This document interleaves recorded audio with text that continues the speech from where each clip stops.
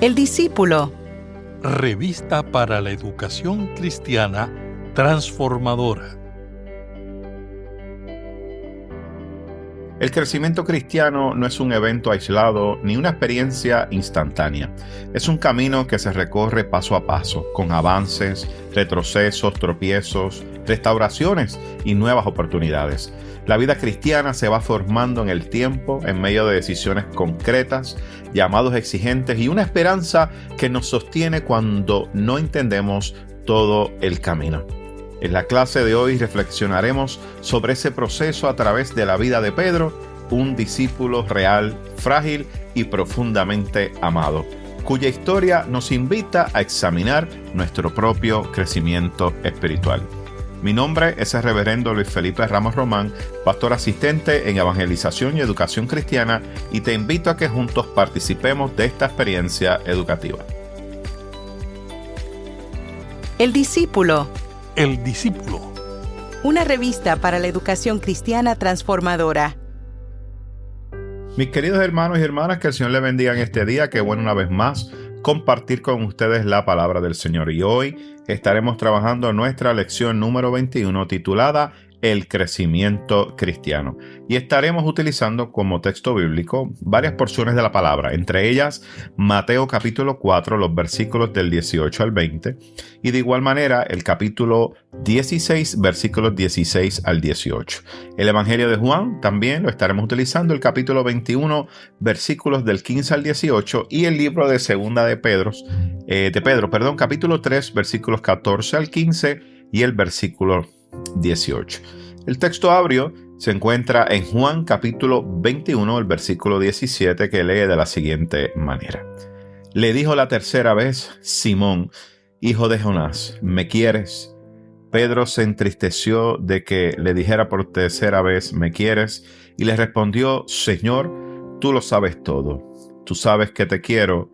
Jesús le dijo: apacienta mis ovejas. Y en el día de hoy queremos cubrir los siguientes objetivos. El primero, repasar una rápida visión global de la vida de Pedro y de su crecimiento en el Señor. Número 2, considerar la posibilidad de que nuestra fe y obediencia nos requieran renunciar a algo que pueda ser un estorbo en nuestro crecimiento cristiano. Número 3, entender que a fin de cuentas toda persona que sea verdaderamente parte del rebaño de Dios es también, en cierto modo, pastor o pastora de rebaño. Y número 4, explorar la importancia de la esperanza cristiana para la obediencia, la firmeza y el crecimiento en la fe. Y el vocabulario para este día son varios. El primero es Mar de Galilea y es el mismo que también se llama el lago de Genesaret en el capítulo 5 del Evangelio de Lucas, versículo 1. Y se le llama de Galilea porque junto al río de Jordán marcaba el límite oriental de la región de ese nombre. Número 2 del vocabulario es Hades.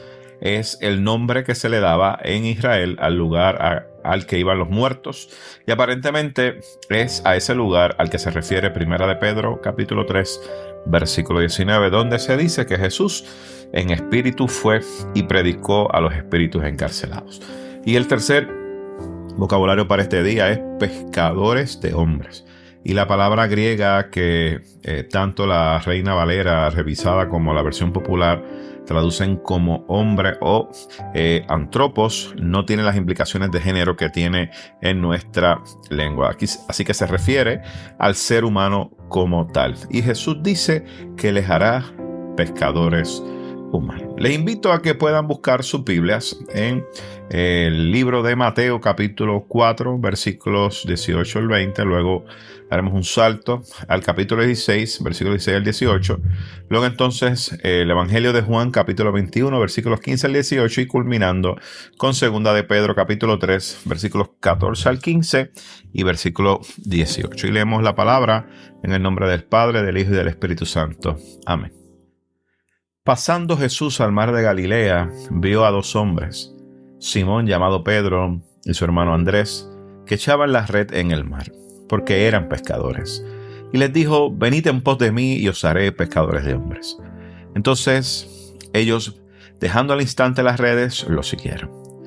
Respondió Simón Pedro, dijo: tú eres el Cristo, el Hijo del Dios viviente.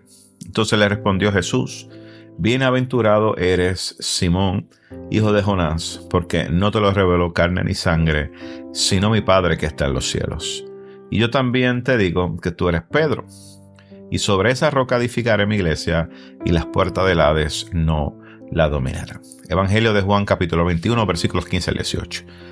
Después de comer, Jesús dijo a Simón Pedro: Simón, hijo de Jonás, ¿me amas más que estos? Le respondió: sí, Señor, tú sabes que te quiero. Él le dijo: apacienta mis corderos. Volvió a decirle la segunda vez: Simón, hijo de Jonás, ¿me amas? Pero le respondió: sí, Señor, tú sabes que te quiero. Y le dijo: pastorea mis ovejas. Le dijo la tercera vez: Simón, hijo de Jonás, ¿me quieres? Pedro se entristeció de que le dijera por tercera vez: ¿me quieres? Y le respondió: Señor, tú lo sabes todo, tú sabes que te quiero. Y Jesús le dijo: apacienta mis ovejas. De cierto te digo, cuando eras más joven, te ceñías e ibas a donde querías, pero cuando ya seas viejo, extenderás tus manos y te ceñirá otro y te llevará a donde no quieras. Segunda de Pedro, capítulo 3, versículos 14 al 15, versículo 18. Por eso, amados, estando en espera de estas cosas, procurad con diligencia ser hallados por Él sin mancha e irreprochables en paz. Y tened entendido que la paciencia de nuestro Señor es para salvación, como también nuestro amado hermano Pablo, según la sabiduría que le ha sido dada, os ha escrito. Antes bien, creed en la gracia y el conocimiento de nuestro Señor y Salvador Jesucristo. A Él sea la gloria, ahora y hasta el día de la eternidad. Amén y amén. Permítame tener una palabra de oración. Buen Dios y Padre nuestro, te alabamos y te bendecimos en este día y te damos gracias por esta palabra que ha sido, Señor, leída en nuestros corazones. Te pido que obres a través de esta lección, que hables a nuestros corazones y que seas tú, Señor, Dios mío, obrando de manera poderosa. Todo esto te lo pedimos en el nombre de Dios amado Jesucristo. Amén, amén y amén. Bueno, mis amados hermanos, continuamos explorando el tema de la gracia y la reconciliación, pero ahora lo vamos a hacer desde la perspectiva del crecimiento espiritual. Y esta lección no se concentra en un solo pasaje bíblico, como se dieron cuenta, sino que nos invita a recorrer distintos momentos de la vida de Pedro. Y Pedro, como ustedes saben, es uno de los discípulos más conocidos del Nuevo Testamento. Así que, a través de estos textos, nosotros observamos cómo el discipulado, ¿verdad?, es un proceso dinámico que está marcado por llamados, está marcado por confesiones de fe. De igual manera, no podemos dejar a un lado que también está marcado por caídas, pero también por procesos de restauración y, sobre todas las cosas, una esperanza firme en las promesas de Dios. Y este recorrido que vamos a hacer, que es un recorrido histórico y también teológico, nos va a ayudar a prepararnos para reflexionar sobre nuestro propio caminar cristiano, sobre ese caminar nuestro. Y de igual manera sobre la manera en que Dios nos forma, ¿verdad?, a lo largo del tiempo como parte de su pueblo. Pero vayamos al capítulo 4 de Mateo, los versículos 18 al 20. Miren, aquí vemos un llamado que inicia el crecimiento. Miren, este relato del llamamiento de Pedro y Andrés vemos que se sitúa en el mismo comienzo del ministerio de Jesús. Y fíjense, no ocurre en un espacio sagrado, ni tampoco en un ambiente religioso formal, sino que ocurre en el contexto ordinario del trabajo diario. Y esto me encanta. Vemos a Jesús entonces que se está acercando a estos dos pescadores que estaban haciendo su labor. Una labor legítima, estaban pescando. Y era una labor, ¿verdad?, que lo hacían con todo, vamos a decir así, con toda la entrega y con mucha honra. Y vemos entonces que Jesús los llama desde allí. Y fíjense que los llama a un tipo de discipulado que va a transformar toda su existencia.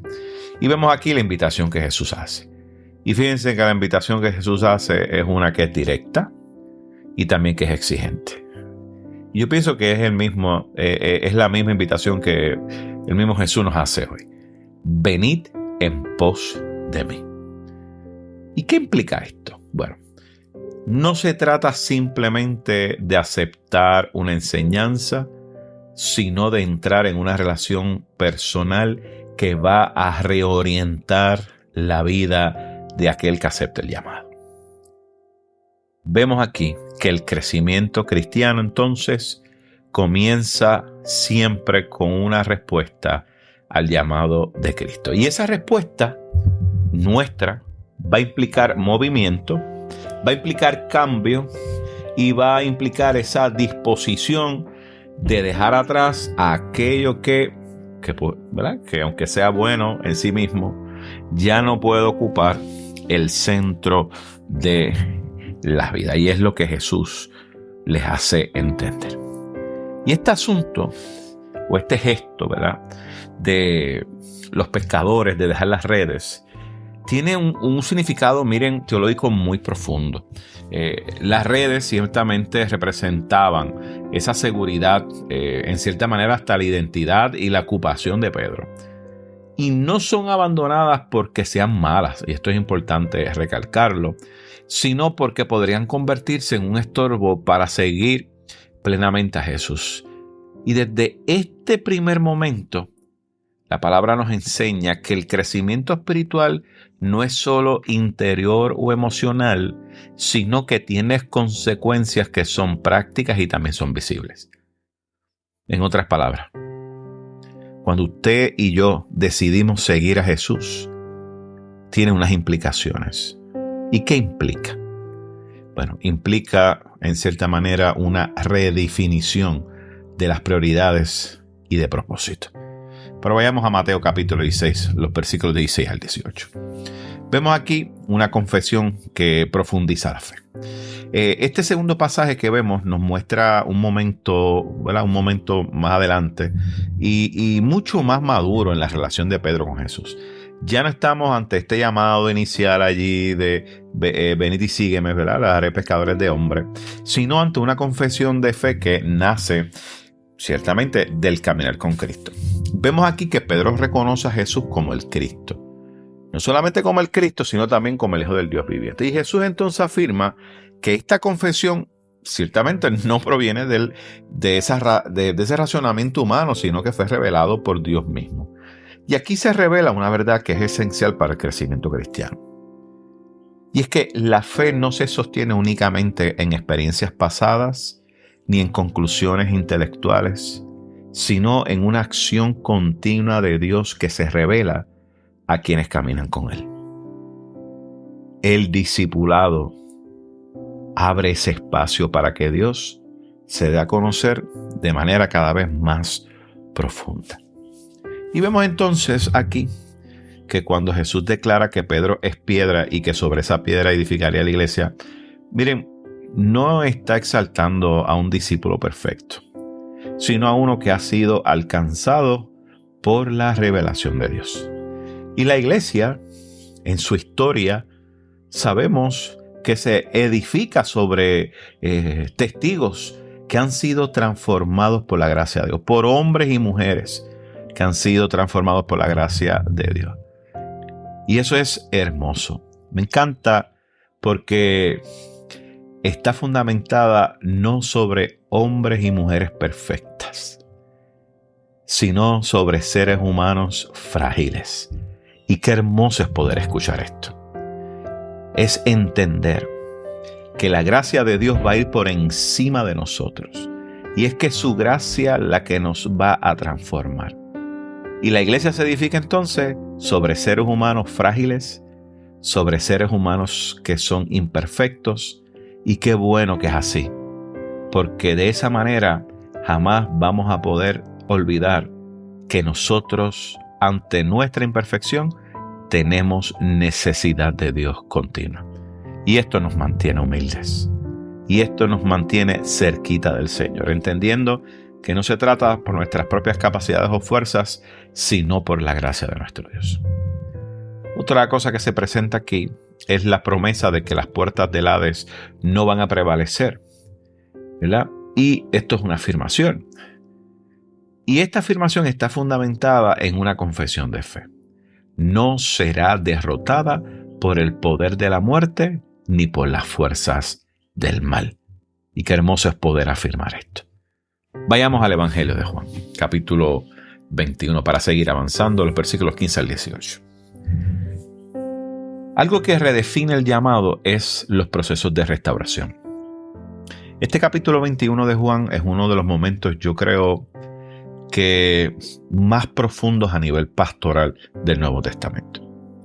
Vemos a Jesús que se está dirigiendo a Pedro después de la resurrección. Y Jesús va a donde Pedro no para reprocharle esa negación de él, sino para que Pedro entre en un proceso de restauración y Jesús, a través de ese proceso, reafirmarlo en su llamado. Y vemos entonces la famosa triple pregunta, ¿verdad? Esa triple pregunta de Jesús que corresponde obviamente a esa triple negación de Pedro.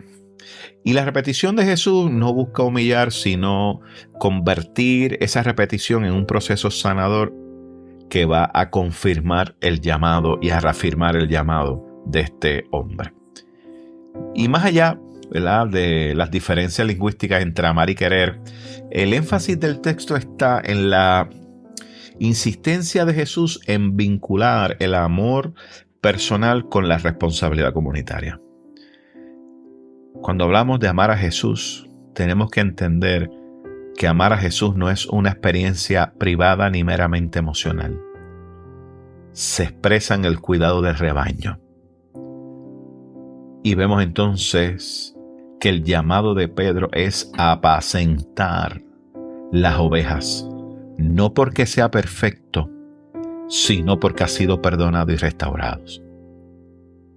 Y además Jesús le anuncia a Pedro que su fidelidad va a tener un costo. Y es que el crecimiento cristiano no conduce a una vida más cómoda, y de eso estamos claros, sino a una vida más entregada.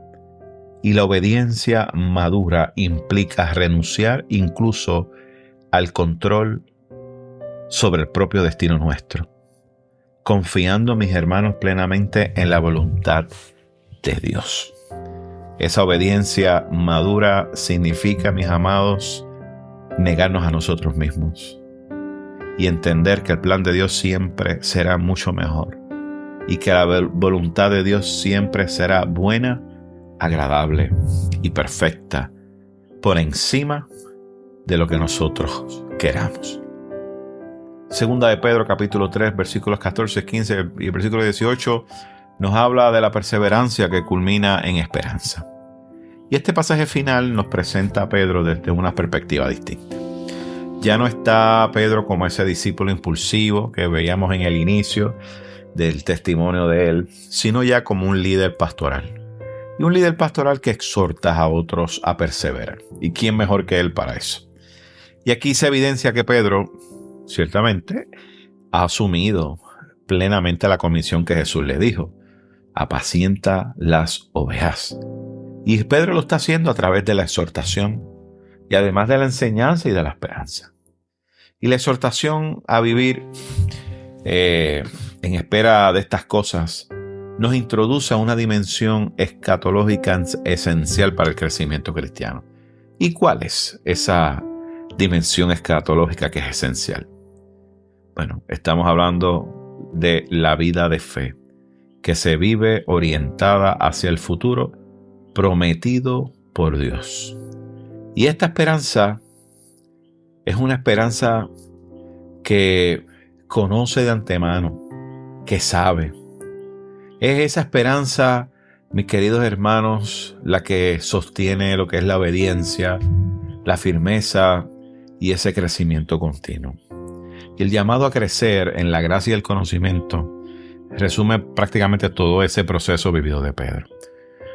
En otras palabras, el crecimiento cristiano no es estático, ni se agota en las diferentes etapas específicas que puedas estar atravesando. Se trata de un caminar permanente, un caminar que está siendo sostenido por la gracia de Dios y por esa relación viva con Jesucristo, hasta el día en que esa comunión sea plena. Mis amados hermanos, la vida de Pedro nos refleja con honestidad el proceso del crecimiento cristiano.